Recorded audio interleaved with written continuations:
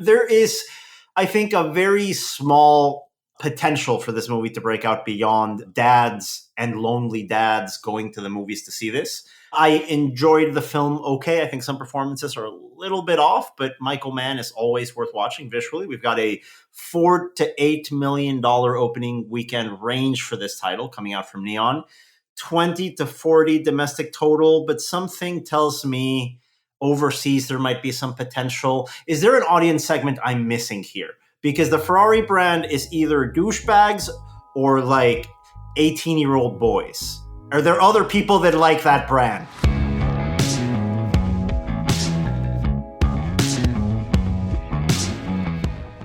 This is the Box Office Podcast. I'm Daniel Loria, the editorial director of Box Office Pro, the pulse of theatrical exhibition. Finally back here full-time from paternity leave. A nice little welcome into the holiday season.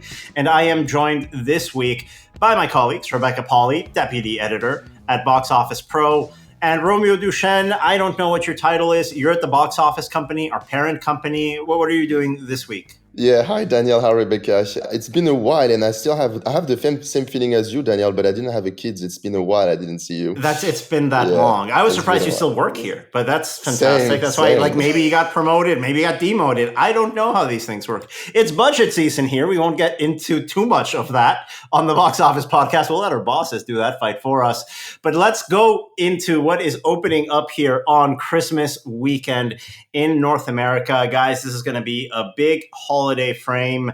We are expecting a difficult end to the year. We've got some long weekends here that are going to create some curveballs in our box office reporting. And we also don't have a major global blockbuster to finish out the year the way we had in the last two post-pandemic years. But we do have Aquaman and The Lost Kingdom. We've got a $29 to $38 million opening weekend forecast for this title. Once we look at the 4-day frame, including that Monday, 25th of December, Christmas Day, we are expecting between 38 and 51 million. Right now, a domestic total forecast in North America for the Aquaman sequel of 105 to 155 million. Rebecca, Romeo, these aren't huge numbers. But considering how not only DC movies have played at the box office, but superhero movies in general have played at the box office, can we look at a $100 million benchmark and walk away happy from this DC extended universe?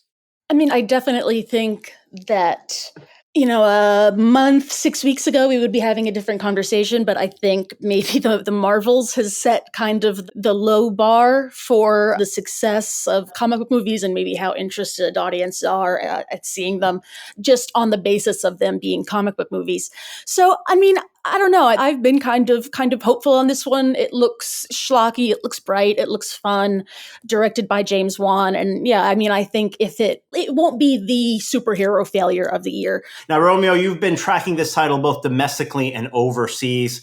According to some off-the-record sources, so we can't go out with bold statements here, but what's your feeling based on the data points we're seeing early on during the week ahead of Aquaman's release? Yes, Daniel. Well, firstly, it looks like, I don't know if you remember, but they presented us the trailer last CinemaCon in Vegas.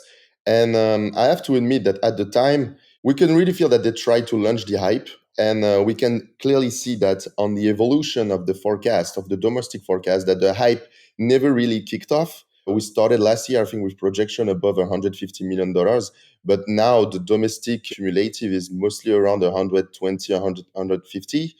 And if we look into other data points, such as tracking service, for instance, from a national research group here in the US, this is the most powerful tracking service here, they give us a range between $36, $44 million opening weekend, which is not great. Warner is a bit more aggressive on that. They are around $50 million opening.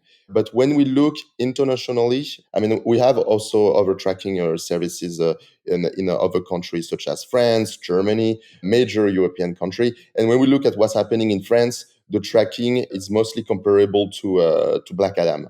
So it's not a surprise that the tracking is way lower than the first one. It's usually the case with a sequel, but it's not half. It's more than a half. It's less than half. It's 20% the tracking from the first one. So yeah, it looks like we're going to aim for a movie around 400, 500, not the billion one.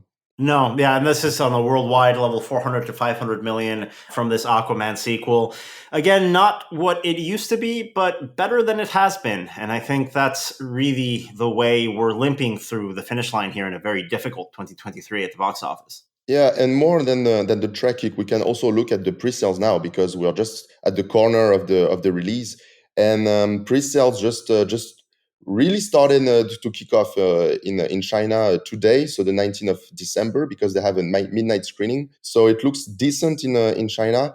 Here in the US, it looks more like Shazam rather than Black Adam. And that's the first Shazam, right? Or is it that the second Shazam? The second Shazam. Oh, that is not good. You have to specify which Shazam. Yeah. And that is the bad Shazam. I mean, I think it's interesting looking at the numbers. I wonder how indicative the numbers are of what is eventually going to happen at the box office this year compared to previous years, where, like you said, Daniel, there's not one big Hollywood blockbuster. We don't have an Avatar. We don't have a Spider-Man No Way Home. We have a bunch of diverse and, quote unquote, smaller titles. I mean, I think even if we don't necessarily see huge blockbuster numbers over the Christmas weekend, over Christmas Day, I can see this being one where some of these movies will hold better on chase weeks, given, people are going to be waiting to hear word of mouth. There's not just one obvious movie to see. And I don't want to look into pre-sales too much, because it's holiday seasons and all the credit cards are hitting as hell. So I don't think the priority is to buy a ticket for Aquaman as a pre-sales. But on the average, pre-sales looks between The Flash and Black Adam. All right. Well, that is the benchmarks that we have for the opening weekend of Aquaman and the Lost Kingdom coming up here in the Christmas frame. We've also have a family movie from Universal called Migration. We have a $15 to $20 million opening weekend forecast for the 3-day frame. The 4-day Christmas frame looks between a 21 to 28 million, the way it's looking like, for this to run out to a total between 110 and 170 million dollars domestically. Not much to say on this one until we see how this performs in the market. Well, I think one thing that's worth saying for it is, A, it's an Illumination title, and B, it has a Minions short in front of it. So that neither of those things can hurt. I mean, original IP, it's not an established franchise, so there's not as much to go on. But Illumination, over the last decade, has just been absolutely killing it in terms of family entertainment. It's something that I'm also curious about as we look at the numbers. Disney and Universal are kind of neck and neck in terms of the studio making the most money this year. Disney and its subsidiaries has a 1.88 billion. Universal and Focus has 1.86. So if Migration from Universal does pop off, more than nothing, basically. Yeah, more than Wish. I mean, Disney doesn't have much else coming out this year that would allow them to catch up should Universal overtake them. So I think we could be looking at another franchise starter for this one for sure. And talking about studios, we have the very unique strategy from Warner Brothers this Christmas season to release 3 movies over a span of 10 days. We will speak about Wonka in its sophomore frame shortly. We just spoke about Aquaman and the Lost Kingdom. The third title in that trifecta is going to be the musical adaptation of The Color Purple, opening over Christmas. We have a $16 to $22 million opening weekend forecast for that title, for it to run out between $75 to $125 million. Something that I've been seeing online is the fact that I'm not sure a lot of people know that this or Wonka were musicals or had musical elements to it. It seems a little counterintuitive, but we have to remember musicals haven't performed very well at the box office as of late. What do you guys think of this marketing decision to kind of blur the status of there's people singing songs in this? Based on the marketing, I don't get the impression that they're trying to hide it so much on The Color Purple as they are with Wonka and the upcoming January release of the Mean Girls movie, which is a musical, which doesn't look like a musical based on the trailers. I mean, The Color Purple was, a Tony Award winning musical. I think that it's more clear. I'm hopeful. I think the best case scenario that we can be looking for here is a sort of Greatest Showman sort of long tail where maybe doesn't open so high, but then it becomes a big rewatch, a big group outing sort of situation through Q1 when there's maybe not a ton else to see. Rebecca, we've been conjuring the ghost of The Greatest Showman ever since that movie opened. Every Christmas season, we're like, maybe this legs out the way Greatest Showman did. Every movie that I think that's opened to like $20 million since The Greatest Showman brings that up. It's an outlier. At this point, that's an outlier. For everyone, eventually we will be right. I completely get what you're saying. That is 100% a best case scenario. But I don't know. I mean, this one, Oprah is heavily involved behind the scenes. She was with the musical and obviously the original film. If she's out there doing heavy promo, it's definitely a plus. Talking about heavy promo, Ferrari coming out from one of my personal favorite directors, Michael Mann. Romeo, as probably the resident F1 expert, and by that avenue, the resident Ferrari expert of the team. Are you excited for this movie? There is, I think, a very small potential for this movie to break out beyond dads and lonely dads going to the movies to see this. I enjoyed the film okay. I think some performances are a little bit off, but Michael Mann is always worth watching visually. We've got a $4 to $8 million opening weekend range for this title coming out from Neon. 20 to 40 domestic total, but something tells me overseas there might be some potential. Is there an audience segment I'm missing here? Because the Ferrari brand is either douchebags or like 18-year-old boys. Are there other people that like that brand? And we've had Ford versus Ferrari. We've had other car racing movies. There have been quite a few of them the last few years. I'm like, how many can the market sustain? You're missing a point. Since Netflix launched Drive to Survive, Ferrari with Charles Leclerc is the most sexiest guy on earth now, and all the women are following Charles Leclerc on Instagram. If Charles Leclerc was in this movie, sure, but it's not Charles Leclerc. It's not. It's Adam Driver, who for some reason people saw his performance in House of Gucci and said, "We need more of this. We need more of Adam Driver doing an Italian accent, and let's bring in Shailene Woodley." And see how she does. Spoiler alert, not great. But listen, the movie looks gorgeous. It's an interesting story. Again, the performances, I think, leave something to be desired here. Yeah, there might be an appeal here. Again, overseas, I'm not sure. There might be something. I think it's tough. It's also not an action movie. It's a drama. It's a drama about a guy who just lost his kid trying to revive his business. It's a weird movie to put blockbuster potential on. And to me, I will always think about Rush is probably the best Formula One movie ever. So yeah, it's going to be too difficult to come after Rush and also after Le Mans. Le Mans was a terrific movie. Daniel, as you're a mega Man fan, I have to say I did watch Thief for the first time over the past week. I mean, didn't James Caan tweet at you 5 years ago? That's, I think, how I first heard of you. I was like, wait, someone's retweeting someone? Jimmy Caan is retweeting someone in the exhibition journalism orbit? I got excited. Did that happen? First tweets about a movie that he did with Olivia Havilland in the 70s. That's neither here nor there. We've got a number of other titles here opening up. The Iron Claw, a wrestling drama coming out this weekend. We've got an opening weekend range of $2 to $5 million and a domestic total of 10 to 26 million. In the world of wrestling movies, which is a weird world, this is more of an awards contender than a let's find an audience. I'm excited for this one. I'm hearing a good amount of buzz from it in my circles. That said, I mean, I know the premise of the film and not to spoil anything, but I think it's pretty clear in the trailer. This is a family of wrestlers who founding a dynasty, and then they're the cursed family, essentially. Nothing goes right for them. So I'm not sure if a Christmas release for something that's about family togetherness where everything goes wrong for the family. I don't know about, it's counterprogramming, and we've seen counterprogramming really, really do some good at the box office. So you want a bleak wrestling drama? You got one here. I got, and the cast is great. You got Zac Efron, you got Harris Dickinson, it's a good cast. I'm depending on word of mouth, that might be one I drag my family out to see. All right, let's go over the other wide release coming out here, a romantic comedy with two impossibly attractive people. We've got Sydney Sweeney and Glenn Powell in Anyone But You. We've got a low opening weekend range here between 1 to 3 million over the holiday weekend with a potential to run out between $4 to $15 million. It hasn't been a genre that's worked at the box office. But for anyone that likes to stare at attractive people on a screen in the dark, this is your movie, I guess. Yes, I mean, we certainly have been talking for it seems like the longest time. Are we going to see the comeback of the R-rated comedy? Definitely this year. I think the answer is no. We had a good number of films try it. No Hard Feelings, Strays, Joyride.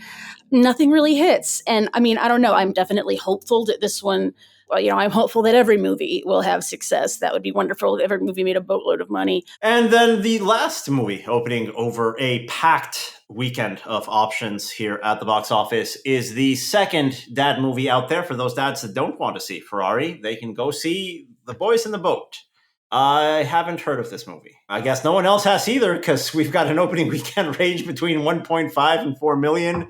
I feel like there's been very little marketing. Yeah, I mean, it's my dad wants to see it. It's based on a book, what looks to be a very inspiring sports story about scrappy American sportsmen going up against, I think, Nazis. Oh man, is it a versus Nazi sports movie? There's a growing little genre of playing sports against Nazis. Of course, the iconic film in this mini genre is Victory, starring Sylvester Stallone and Pahle. Will this get to be that good? I don't know, but I mean that's an exciting little niche there. You got to beat the Nazis at badminton or water polo. I don't know. I think it's Crew. All right, this one's Crew. Fantastic. We're in a boat. And that does it for the new releases coming out this Christmas weekend. There are going to be holdovers in the market, including the sophomore frame of Wonka, following a $39 million domestic opening weekend. That was above our pre-release expectations. This movie now has very real potential to hit the $200 million mark domestically in a theatrical run over the holidays. Rebecca, we saw solid cinema scores from this movie. What were the demographics and sort of post-release polling for this title? We had, of the opening weekend domestic crowd, 54% Caucasian, 24% Hispanic, 9% African-American, 8% Asian, and 5% Native American. Around a third of business opening weekend came from premium formats. And the statistic for this one that really caught my eye, the top 10 highest earning individual cinemas in the market. Number one for Wonka was from our friends at Megaplex based in Utah, the Megaplex Jordan Commons in Salt Lake City. So congrats to them. I mean, numbers 2 and 3 were two of the big AMCs here in New York, the Lincoln Square and the Empire 25 in Times Square, Disney Springs Orlando, some theaters in Los Angeles and the Burbank area. But yeah, congratulations to Megaplex, because that's a big get. And Megaplex with 2 theaters in the top 10 here. There's another Salt Lake location in that top 10 highest earning locations for Wonka. Salt Lake City, the number 5 highest earning DMA for this title. Gives you an idea of how family friendly this title is going to be. Or how much Salt Lake City loves chocolate. And overseas, Wonka is now up to $112 million, tracking on par with The Little Mermaid. According to the studio, Little Mermaid made $270 million overseas. So we might be looking at something close to $500 million worldwide for this title. I think a strong start. UK, the top overseas market, with $23 million. What's the entire overseas picture for this movie? So, well, let's start with, you started with Europe, and generally in Europe was a very, very strong weekend. Like you said, tracking over The Little Mermaid, Mary Poppins, but also Hunger Games and Paddington 2 and Paddington 1. This weekend, the biggest country to release Wonka was France. France, they did $5.1 million.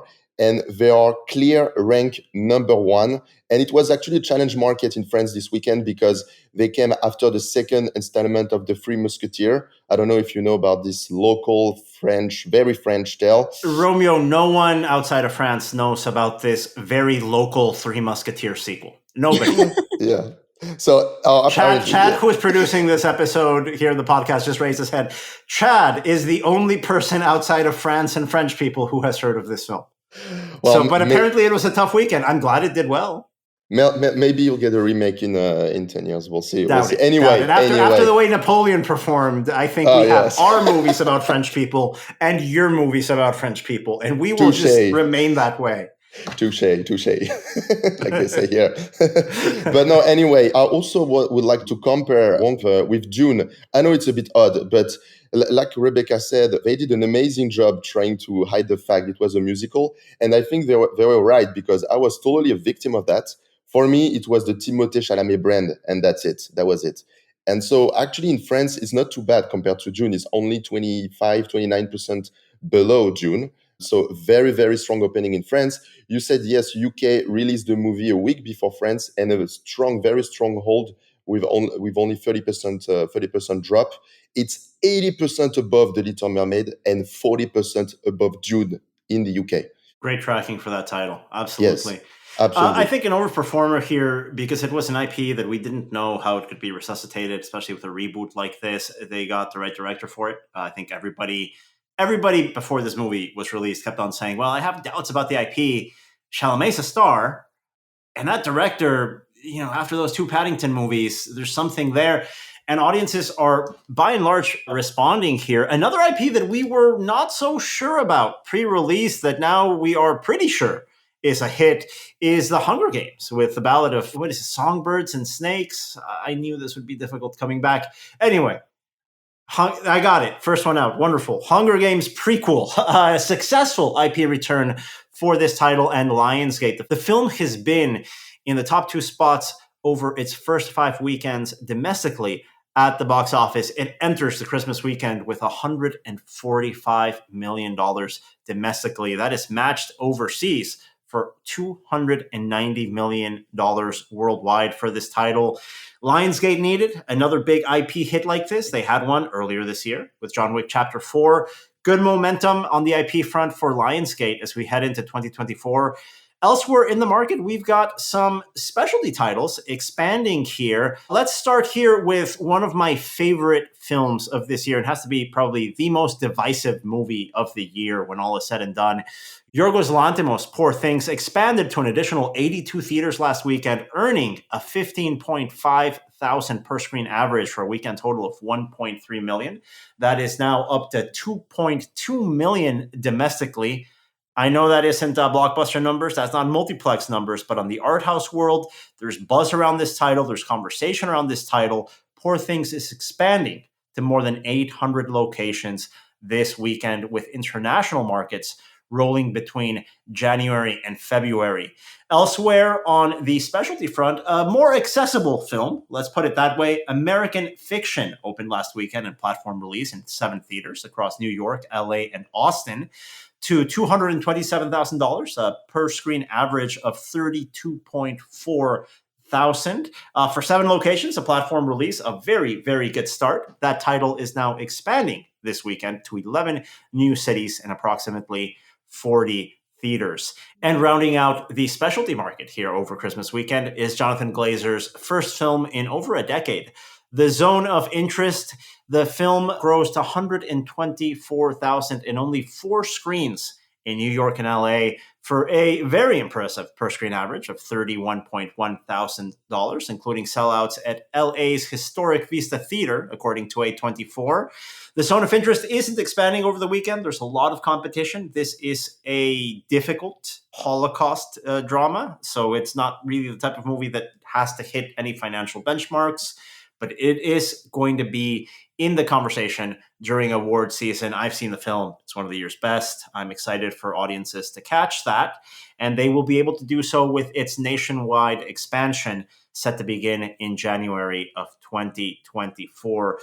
Guys, that is our packed Christmas weekend here at the box office. And to round out this conversation, I want to talk about something that isn't movies, because it's the Christmas season. We have to come up with something seasonal. You have to finish up with this answer. What is your favorite Christmas time hot beverage? Because it's cold out here in New York. I know it's not in LA where Romeo is, but if you're going to order a hot beverage over Christmas, what's your choice? It's tough. It's a little Sophie's Choice. Well, no, I'm talking about Holocaust. Oh, come on. That's not, you do not conjure. No. You don't bring up Sophie's Choice when we're talking about a beverage choice. Very different. That is overly, yeah. That's more melodramatic than Sophie's Choice, yes. It's a tough one because it's pretty much a tie between Nutella hot chocolate with rum chata or hot apple cider with rum. Hot apple cider with rum. That's like a hot toddy replacing the whiskey with rum. Am I correct on that? Ish, yeah. Ish, yeah. It's more sweet. It's more on the apple side, but than a hot toddy. But I'm going to Google what rum chata is, and I'm going to send you a case just for laughs. Romeo, do you enjoy rum chata in your warm beverages? Can you hear the eye roll? Can the audience hear the eye roll? Hey now, it's a creamy cinnamon. It just gives hot chocolate a little cinnamon alcohol kick. Don't hate. I'm not knocking it. I'm just saying I've heard as much about rum chata as I have about the boy in the boat, whatever that is.